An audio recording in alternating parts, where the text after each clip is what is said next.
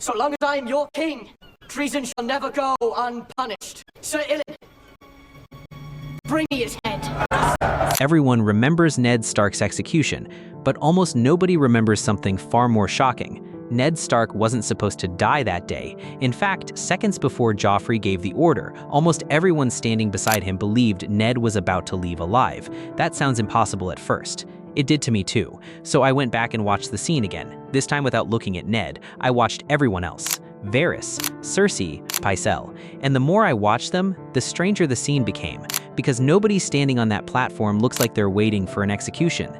They look like they're waiting for something they've already agreed is about to happen. And that's the detail that completely changes this scene. So how does Joffrey destroy a plan that everyone around him already thinks is going to work?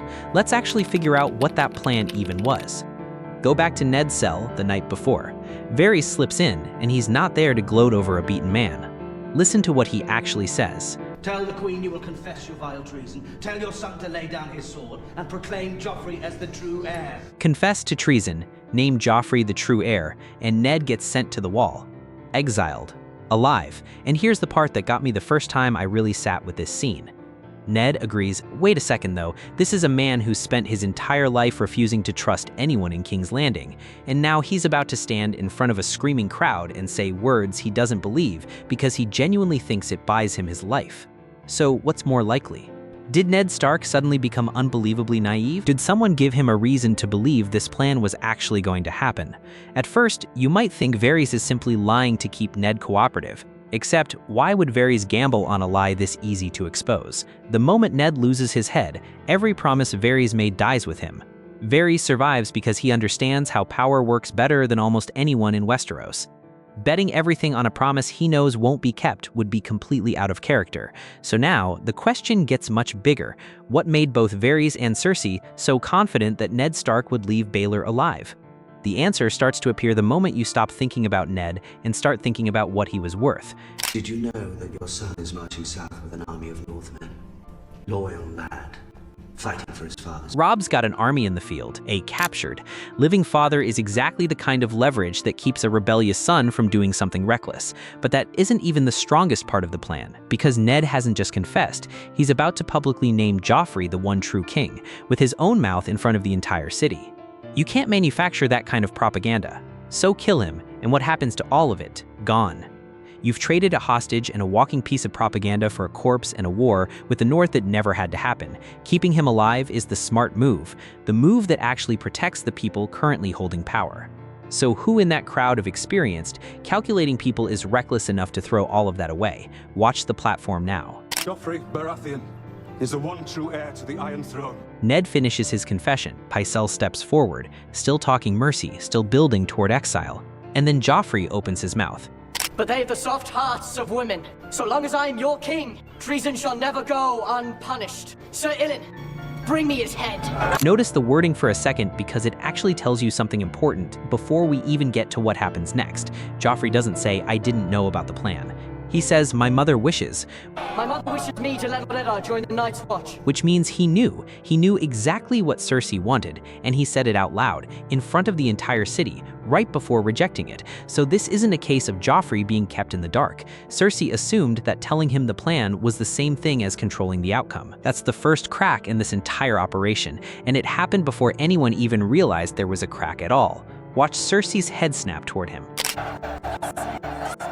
No, watch Varys, a man who never moves faster than a calm walk in this entire series, suddenly break into something close to a run. And they're both too late. Two Kingsguard force Ned down. Ilyn Payne swings. Here's what's strange though, Varys reacts before Cersei does. Half a beat, maybe less, but it's there.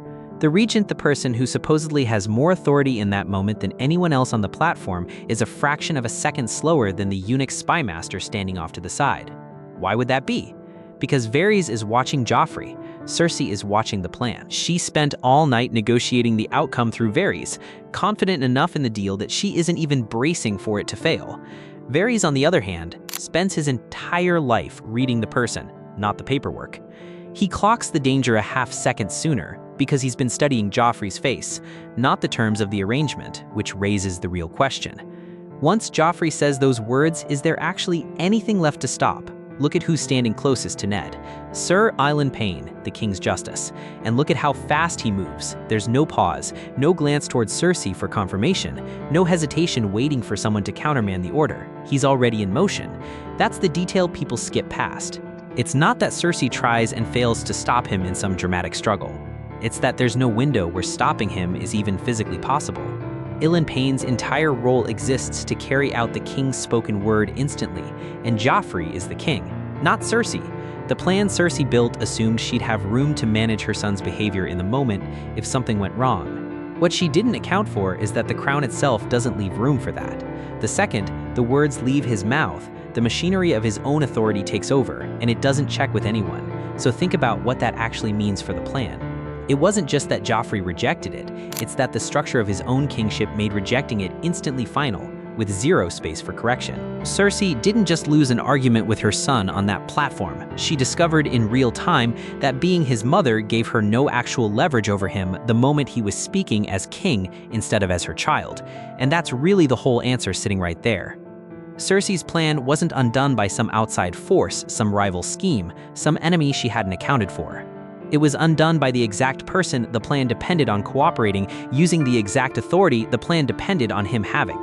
She needed Joffrey's crown to legitimize the confession. That same crown is what let him overrule her without needing her permission at all. So when you go back and watch that platform, now watch Cersei's face. Watch Varys breaking into a run a half-second too early to matter. Watch Pycelle still talking about mercy right up until the words "bring me his head." It stops looking like an execution that simply went wrong. It looks like the exact moment a carefully built political plan collided with the one variable nobody had actually tested, whether the boy they'd built the entire plan around would use his own authority the way they expected him to, or the way he wanted to. Because in the end, that's how Joffrey overrode Cersei's plan. Not through ignorance, not through confusion, and not through some outside failure. He knew the plan, he said it out loud. And then he used the one power his own mother had helped put in his hands to make sure her plan never had a chance to happen at all.